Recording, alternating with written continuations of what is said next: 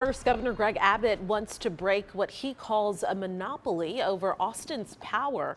On Tuesday, the governor announced plans for new legislation allowing retail power providers into cities like Austin, which have city-owned energy suppliers. Now, the governor said that deregulating the electric market would mean lower bills, but the city is saying the opposite. Thanks so much for joining us. I'm Jennifer Sanders. And I'm Daniel Marin. KXAN's Eric Henriksen takes an in-depth look at the impact the move could have on you and the ripple effect it would have across the city.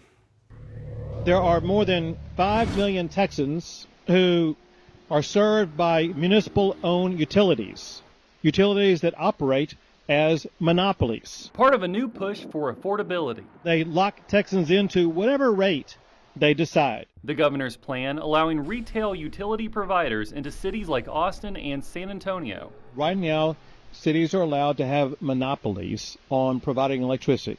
It would eliminate the city monopoly that currently exists. According to the governor, by opening up these cities to competition, customers in Austin could save up to 10% on their utility bill, while customers in San Antonio could save up to 13%. However, city leaders say Austin already pays the lowest rates in the state.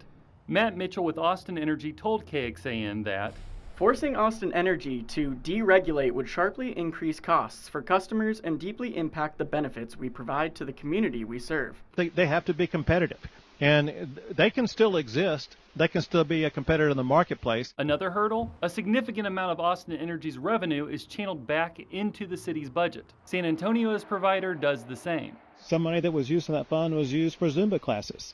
Listen, I'm not diminishing Zumba classes, but I'm just saying that's not what you're paying your electricity bill for. Austin Mayor Kirk Watson told KXAN that fundamentally, changing our utility through deregulation would have broad and significant consequences to those we serve. It would be a technically challenging multi-year process and cost over $1 billion that would be paid by customers. In Austin, Eric Henriksen, KXAN News.